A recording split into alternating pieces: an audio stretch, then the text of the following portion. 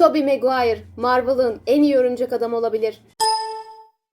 Tamam, Tobey Maguire bir nesil için en iyi örümcek adam olabilir. Fakat bu onun en kötü kız arkadaşa sahip olduğu gerçeğini maalesef değiştirmiyor. You do love me. Kanalda Örümcek Adam'ın en kötü düşmanı sizce hangisiydi diye bir anket yayınlamıştım ve Mary Jane Watson %64 oyla Green Goblin'i, Doktor Octopus'u ve Venom'u geride bırakarak Örümcek Adam'ın en kötü düşmanı seçilmişti. Peki ama neden? Hikayenin en başına gidelim. Her şey MJ'nin Peter Parker'ın halası ve amcasıyla mutlu mesut yaşadığı evin yanındaki eve taşınmasıyla başladı. Peter o zamanlar 6 yaşındaydı ve Mary Jane'i bir meleğe benzetmişti. And when she got out of the car and you saw her for the first time, you grabbed me and said, "Aunt May, is that an angel?" Her ne kadar Peter ona bir melek dediğini hatırlamasa da. Gee, did I say that? Tabii bizim hikayeye dahil olduğumuz an bu an değildi. Bizim bu hikayeye dahil olduğumuz an MJ'nin 3 film boyunca Peter için yaptığı tek iyi şey olan otobüsü durdurmasıyla başlayan hikayeydi. Mary Jane Watson, Peter'a sürekli zorbalık yapan bir erkek arkadaşı, ünlü bir oyuncu olma hayali ve üstü açık arabalara zaafı olan, kısaca o kızlardan hoşlanmaya başlamadan önce bile zavallı Peter'ın hoşlandığı tek kız.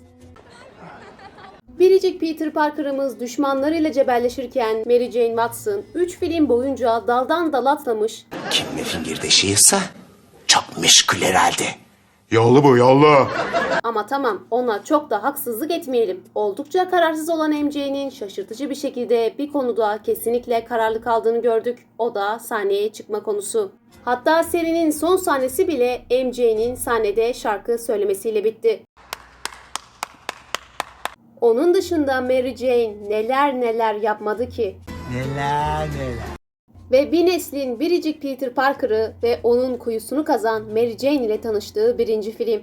Peter'ın sınıfı bilim bölümüne örümcekleri incelemeye gidiyor. MJ'nin Flash adında bir erkek arkadaşı ve erkek arkadaşının da Peter'a sürekli zorbalık yapan bir çetesi var. Peter ise kendi halinde biri. Okul gazetesi için fotoğraflar çekiyor ve kendine bile zor itiraf edebileceği bir şekilde Mary Jane'e aşık ve örümcekleri iğrenç bulan ama aynı zamanda onlara bayılan Mary Jane'in fotoğrafını çekmek istiyor. Disgusting. Yeah, hateful little things. I love them. Entirely new genome, combining the genetic.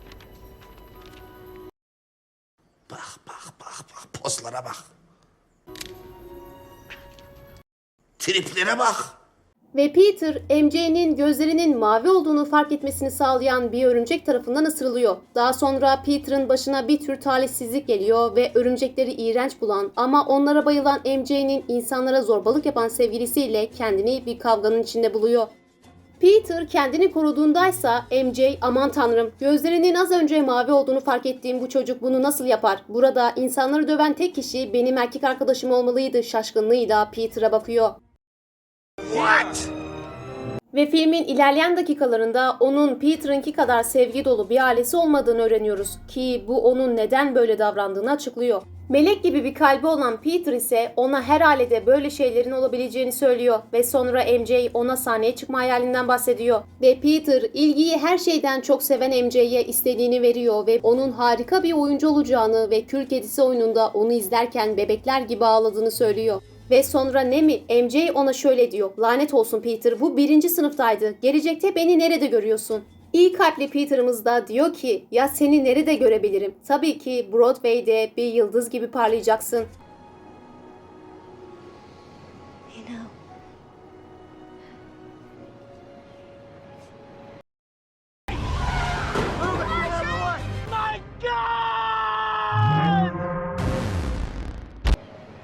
you're taller than you look. I hunch. Don't.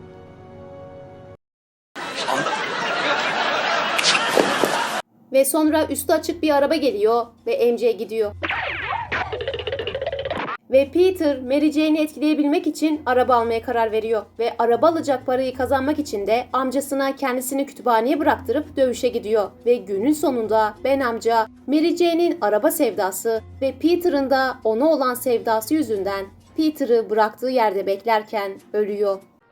Ben amca. Allah belanı versin. Ve sonra MJ Flash'tan ayrılıp Flash bir şekilde Peter'ın en yakın arkadaşı Harry ile çıkmaya başlıyor. Aynı zamanda bir kafede garsonluk yapıyor ve Peter'a Harry'e bunu söylememesini, çünkü Harry'nin onun garsonluk yapmasından utanç duyduğunu, çünkü bilmiyor musun biz çıkıyoruz diyor. Tabii tüm bunlar olurken, yani kendisini Peter'ın en yakın arkadaşı olarak gören Harry Osborn, Peter'ın aşık olduğu kızla çıkarken Peter'ın saflığı ve Mary Jane'in araba sevdası yüzünden Ben amca ölmüş. Ve MJ mahallenizin dostu Örümcek Adam tarafından kurtarılıyor. What do you mean he's incredible? Ve MJ'nin başı yine derde giriyor ve yine hayatını kurtaran Örümcek Adam'ı bu kez öpüyor. Okay. Ama Harry ile sevgili. Ayrıca Örümcek Adam'ı tanımıyor. Ve tüm bunlar olmadan önce de Peter'ın Harry ile arasının nasıl olduğu sorusuna neden bu kadar ilgili olduğunu soruyor. It's not? Why so interested? I'm not. You're not?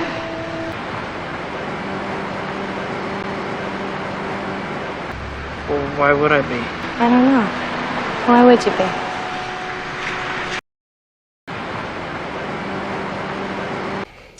And, like, what do you mean incredible? Ve sonra hiçbir şey olmamış gibi Harry'nin babasıyla tanışma yemeğinde karşımıza çıkıyor. Ve kötü geçen yemeğin ardından sözde May halayı ziyaret etmeye hastaneye Peter'ın yanına gidiyor. Ve ona Harry ile konuşmadığını, çünkü başka birisine aşık olduğunu söylüyor. Peki sizce MJ'nin aşık olduğu bu sıradaki şanslı kişi kim? Tabii ki Örümcek Adam. Ve Peter da MJ'nin 2 kez hayatını kurtaran Örümcek Adam'a aşık olduğunu söylediğinde seviniyor. Ya o Örümcek Adam'ı tanımıyor. MJ Peter'a Örümcek Adam'a kendisi hakkında neler söylediğini soruyor ama nasıl mutlu. Peter de işte yok gözlerindi falan anlatıyor. Sonra da MJ Peter'ın elini tutmuyor mu? Sonra da Harry bunları görmüyor mu? And, like, what do you mean incredible? Bakın burada olan tam olarak şu. Mary Jane Harry ile yeni çıkarken ona aşık olduğu 7865 kilometre öteden anlaşılan Peter'a yeni aşık olduğu Örümcek Adam'dan bahsediyor.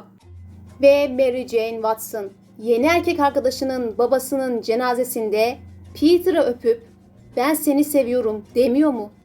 There's something I've been wanting to tell you. When I was up there and I thought I was gonna die.